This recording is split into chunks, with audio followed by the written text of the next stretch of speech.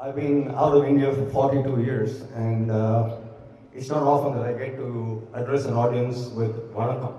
It's good to see you guys. And duly recognizing that there are people older than me here, I will say Namaskaram also.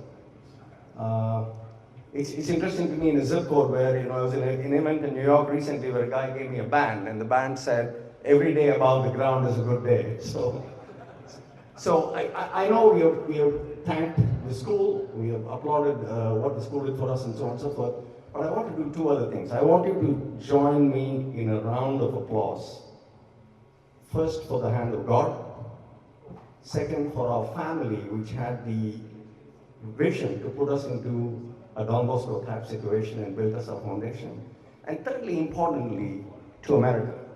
Remember that when Dharma passed out, and even in my batch, when we were coming out, India was not exactly a land of opportunity. We needed to look elsewhere to ply our wares. And here was America offering us that opportunity. And so, if you will, please, to our host country.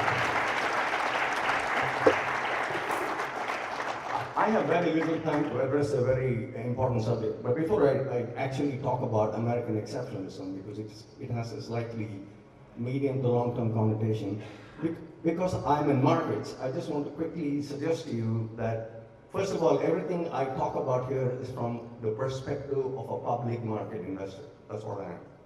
Secondly, I'm not here to offer you any investment advice, but I'm very happy to share with you how I view markets, both in a very short term, and I'll explain why short term, and more in a medium long-term sense, which is where the exceptionalism comes in. So first of all, in the short term, we have a very significant, important event happening in this country on the 4th of November. And this is an election of a sort which we haven't seen recently, because the ideological divide between the two contestants and the two parties is enormous. And the reason why it is important is because we are going to, as the largest economy in the world, I mean, the staggering dimensions of the US economy today are only growing in size relative to the rest of the world. I'm sure some of you may know this, but the household net worth of America today is $155 trillion. That is after taking household liabilities of roughly 25 trillion into account. In other words, America's households today own $180 trillion of assets, against which they have only $25 trillion of debt. So it's a staggeringly, spectacularly wealthy country. And what that means is we have the most dynamic markets in the world from a consumer perspective, which in turn means we have tremendous influence on what happens in the rest of the world. And if you look at this election is going to have a profound impact on the world through four important mechanisms. The first one is, what are we going to do with our fiscal trajectory? Because as you know, we have a huge, clear and present danger with our the deficit in the central government. The second thing which is going to be important is, what are we going to do with US trade and industrial policy? And what I mean by that is, we are growingly becoming isolationists. We are talking about wanting production to come onshore. We are ignoring the fact that, the reason why production went abroad in the globalization scenario was to take advantage of cost efficiencies around the world. But all that is now history. Under the garb of national security and so on and so forth, our global industrial policy, which is closely associated with the global tariffs we want to levy on everybody, that's going to have important implications depending who wins. The third element of everything going on is what is going to happen to immigration. Because all of us benefited from an America which is spectacular in attracting immigrants. And by the way, this crowd here, and many of our counterparts who are not in this crowd, we represent the very best of what immigration in America is all about. We are what they call MEI, merit, excellence, and intelligence. We didn't come here on DEI quotas. And I think this crowd, in my opinion, if I were to come to a term for this crowd, we are the new global Indians. The global Indian is a great brand name today. In my time, we were perceived as coming from an impoverished economy, and nobody knew. In fact, we used to laugh and say that when brown people like us had to stand and make a presentation, the bar was so low that the minute you sounded intelligent, you had them by the, you had the audience in your pocket. That's not true anymore. Today, India is a global brand name. The global Indian is a huge brand name. Now, what kind of immigration policies materialize from this election is going to have an impact. And then the last one, of course, is all of this at the end of the day is going to result in actions by the US Federal Reserve, which is the most important central bank. And we're going to dominate global monetary policy simply because we are the most important economy and the Federal Reserve is the most important central bank, and the US interest rate is the most important single interest rate in the world. So, in the very short run, if you ask me, it is a very binary situation. I have no clairvoyance on who's going to win on November 5. I have no idea who the president or the composition of Congress is going to be, but this is going to be monumental in terms of what happens in the short run to dictate outcomes in financial markets. But if you leave the short term and look forward, I want to make what might be a controversial case, that I still believe that the next decade is an American decade again. It is going to be a case of American exceptionalism dominating everything else in the world, and I'm going to address some of the issues which people use to argue against what I'm saying, but I'll talk about it. So first of all, let's take a fun look back. We talk about American exceptionalism. What does it mean from a public markets person like me? It just means that the propensity to want to own American assets in American dollars has absolutely dominated anything else in the world with one great exception, and that's the Indian Nifty. Look at this chart, this is stunning. This goes back to March of 2009. This is the heights of the global financial crisis. From the lows in the market in 2009, if you look at what has absolutely been the best investment possible, it's been the Nifty. And the second next to it is the US, and then everything else falls off. So the exceptionalism, I mean, it's pretty, nobody believes this about the Nifty, but this is what has happened. I mean, the Indian Nifty has been a spectacular place to have your money. By the way, I should, for those of you who are financially attuned, this is not currency adjusted. This is just assuming you invest in local markets, in local currency returns. But nevertheless, you can see that. And what is very interesting is you see China at the bottom. If you put 100 in 2009 into China, it's now worth 171. It is worth 901 in India. So, and the point really is about American exceptions, where America is at 771 and just dwarfing everybody else. So, what does all this mean looking forward? And full disclosure here, this entire presentation from now on is from AI. Just have to pull up, a combination of ChatGPT, Perplexity, and Gemini, give them a few buzzwords, and I was just dazzled. Not only did it come up with a presentation, but even formatted it for me. So the first one, and I'm sure you're going to hear about it ad nauseum today, because we have some spectacular people here who are going to talk about innovation. The kind of innovation going on in AI and biotech and space tech and so on and so forth, it is just, it's stunning. I'll give you one small personal experience. I'm a public markets guy. I know nothing about private equity. I don't do startups. I'm not involved in private debt and so on. But I recently got involved with somebody who's active in startups, and I got an opportunity to go down to Boston. And in the space of a day, I ran into a couple of companies which are just absolutely again, full disclosure, I'm not a technology guy, so I don't want to sound knowledgeable about what it is that they do. But the profound impact of what they're likely to end up doing. One is a company called Commonwealth Fusion. This is, if you ever get a chance, go to the website and read about it. What these guys are doing in fusion technology is just absolutely stunning. Then the other situation was I ran into a PhD working in the MIT lab, doing stuff in geothermal, where you dig up to 9 to 20 kilometers below the Earth's surface and get the finest, cleanest, purest source of energy at a fraction of the cost, which is being paid. The kind of innovation going on in this country. I don't even need to tell you what is going on in biotech. Lately, you're seeing everything going on in space. It is just spectacular. And that is not going to change, because you see, The model here is largely becoming more and more private-driven. A classic example is space. Elon Musk is now the most dominant entity in space. NASA is very clearly, nicely, kind of moved aside. And I don't think any country, China potentially was a competitor until recently, but I have a section on China where I'll tell you why they're kind of falling off by the wayside. The largest consumer market, I already talked about. When you have a $25 trillion GDP and a per capita GDP at where it is, this is the greatest consumer market in the world. Although there's this funny quote which says that the first thing American babies are taught when they're born, the mother whispers into the ear is, learn the art of buying things you don't need with money you don't have.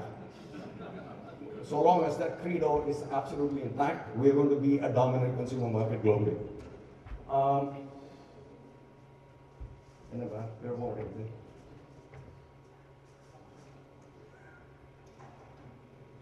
Okay. I could go on and on. Cultural and academic influence. I mean, you've got, tell you the top universities in this country, significant portion of American, of Nobel laureates are American. Our defense budget is $800 billion. The closest is China at $300 billion. We should not forget one thing. We make a lot of fun about the public sector and its inefficiencies. Some of the greatest innovations in America come from DOD, the Department of Defense, and the kind of stuff they're doing in the CHIPS Act, hopefully, there's a lot of criticism about it, but hopefully will result in some good advances there also. And the last one I just want to mention, there is nothing like the innovation in finance in this country. One small example. I started in finance in America in 1990. 5 years ago, private debt did not even exist as an asset class. I'm sure you're familiar with it. Private debt is what Chettiars used to do in India when we were young. Today, the private debt market has grown from $10 billion barely a decade ago to 1.7 trillion today. And if you talk to people who are very active in developing their asset class, they have a clear goal. The total number of loans made by the American banking system in America today is roughly about 12.7 trillion. These guys want to wipe the banks out. They want to do all the credit. And the reason I mention that is because it is this spectacular capital markets innovation which makes finance available for virtually every type of situation, whether it's startup, growth, pre-IPO, IPO, blah, blah, blah. This is one competitive advantage which nobody in the world has. And the depth of the markets is also spectacular. So, I now move to China. What is the problem with China? China has a very simple issue. I mean, for those of us who did economics 101, growth is a function of population growth and productivity growth. China's population is just collapsing.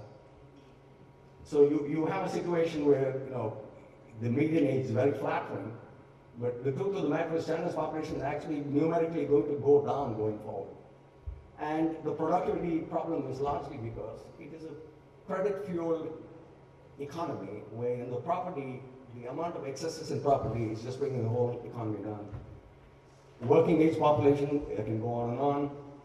The real issue is you have now leadership in China, which is unfortunately going in the opposite direction as far as the private sector and allowing people to get rich and so on and so forth.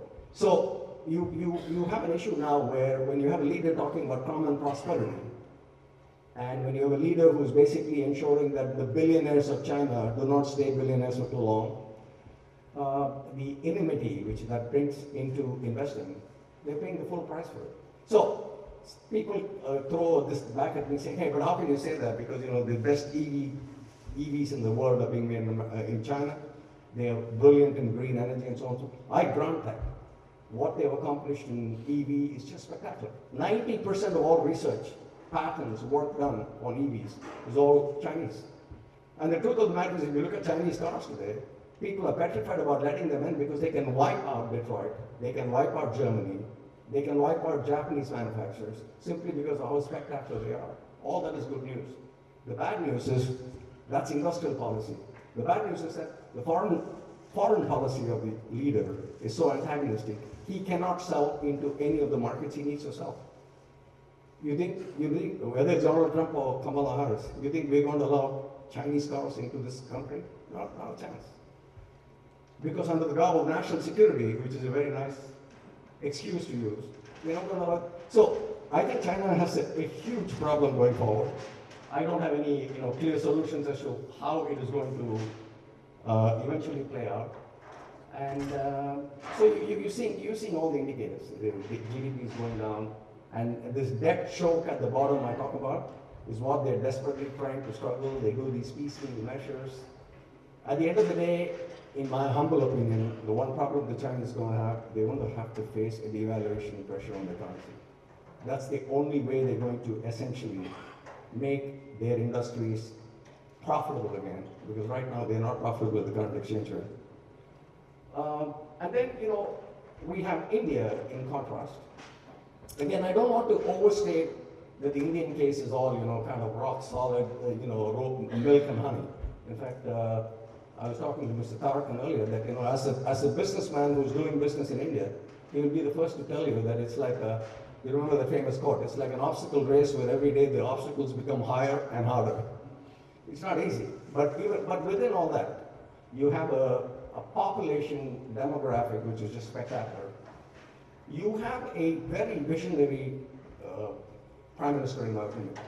I mean, there are controversies about some of the other policies of the current government, but the fact of the matter is, if you think about what he did, he basically said, look, I need agents of change in this economy, and he used the railways, public roads, infrastructure, as his Trojan horse, if you will, to get the economy going, and some of the stuff they're doing, and then of course I don't even need to tell you about the digitization of finance. Today, India's payment system, UPI system, in my opinion, is the best in the world. Your ability to transact with the fruit vendor in Palghat using your GPay is just stunning. And what is stunning, which is not really being recognized, it is being recognized, I'll mention in a minute, what the vendor gets and what you pay are the same. There's no intermediation fees. The problem in countries like America right now is that why the credit card companies are fighting systems like UPI is because these guys take a big chunk in the middle, and the chunk is gone. And you can imagine what the possible inflation implications are going to be in a downward sense if all those fees are taken out. And it's coming. American finance at the end of the day will be innovative enough to want to challenge those fees. India's already has it going. The one point about this Indian digital finance, which again may not be well understood, there is so much information available about every vendor and how much they're selling and how much they're making, that today bank lending to these people, which was impossible to think of, is now entirely being driven by AI models. And the amount of credit available in the system today is just rocketing. So hopefully India will not make the American mistake of getting too much consumer debt going, but it now has a great story going. We'll see what they can do in the manufacturing sector, because people like me have a little bit of a doubt that when it comes to high-end manufacturing, I'm not sure that we're there yet, but we'll see. I mean, if you listen to visionaries like the guy who runs IIT Madras, he's a fellow called Professor Kamakoti, who's spectacular. They all believe that, India can get there, but I think we're still in the early innings there. So, we have labor costs which are now a third of China, competitive. The middle class, FDI is growing a lot. And India's, it's the largest growing economy of its size in the world today. So I'll just finish by saying that, past performance is no guarantee of future success. But I'll end by just telling you that the funniest story I heard recently was in Japan. I recently had a chance to talk to a senior member of the LDP party. And, he said, they have a regulation in Japan called NISA, which is basically, they think of it like the equivalent of our 401k. You do things to motivate people by tax breaks to invest in financial markets. And NISA was recently made friendlier for domestic investors by giving you bigger tax breaks for putting more money in. Except that, he said, our secret goal in expanding NISA benefits was that they would buy Japanese assets. He said, at the end of the day, when they did a survey, many Japanese households said that there were only two N's they liked. They liked the NASDAQ and they liked the Nifty. They didn't fall for the third N they were hoping for, which was the Nikkei. So I'll finish by saying that there are lots of issues. I mean, in the short run, I told you about the election. In the medium run, the challenges to American exceptionalism is going to also come from something which is worth mentioning, and that is many large countries are getting more and more upset about the American government's use of financial sanctions as a weapon. They view this as a weaponization of the dollar payment system because, look, if you listen carefully to Donald Trump, what is he saying in simple English? He's saying two things. He's saying, one, you want the biggest consumer market, access to the biggest consumer market, which is me, you're going to have to play by my terms. And my terms in this view is that you got to manufacture in this country. That's one. But the second thing is, if you look at the actions we take against bad actors, we use the payment system in this country, we use their ability to use dollar credit cards, all this stuff. And then you saw what happened in Ukraine. You know, the confiscation of Russian assets by America and Europe will probably mark an inflection point in the world in terms of perception of big economy G7 assets as safe assets. I'm not saying it will go away, but it will create the doubt. And that doubt eventually leads to this concept that people want to de-dollarize. They don't want to hold their assets in dollars anymore. The question then is, what can step in? And you know, I can't just argue one side of American exceptionalism without accepting that there is a very big, you know, when you live in New York and you read American newspapers, there's a tendency to forget that there's a big world out there quietly developing on its own. For example, if you look at the trade bloc with Saudi Arabia and the GCC countries as the center of gravity, and you draw a variable geometry which includes Iran, Russia, China, and so on and so forth, that trade bloc now in size is becoming as big as Europe and America put together. They have only one problem. The currency in which they transact with each other still has to be the dollar. So the real challenge for dollar supremacy or American exceptionalism is going to be if they're able to come up with a medium of exchange which can go away from the dollar and therefore remove the ability of the Americans to be able to sanction and do stuff of that sort. In my opinion, that's many decades away because, you know, you hear of BRICS and so on and so forth. The BRICS are like cats. From the noises they make, you don't know whether they're making love or war. Because, you know, can you imagine one of you is made the governor of the Reserve Bank of India? How much of your money are you going to put in Chinese assets? Would you? I would. Because China can do the same thing. They can weaponize the currency. They can weaponize the... So I think the challenge to the dollar is very far away. We can do a lot of damage in the short run with some of the policies I told you which might come back from this election. Hopefully common sense will prevail. And I'll leave you on one positive note, and that is, the good news about this election is, after the next 4 years, who knows? But after 4 years, we have a hope. that an 82-year-old person, if he wins, is not going to stand for re-election. And, you know, maybe we're going to take a lot of pain in the next 4 years, but then things look forward. But I finished by congratulating all of you. I also want to acknowledge that, you know, there's a lot of publicity hogging. You know, you see that guy, you know, the same names, you know. I think the quiet heroes are you guys in this room, and more important, the quiet heroes are your sons and daughters who are doing magic work in labs or whatever it is that they do. That is the secret of America's strength. It is people, your generation, successive generations, the kind of merit, excellent, and you know, look, just look at, I get very excited when I look at the scholarship awards.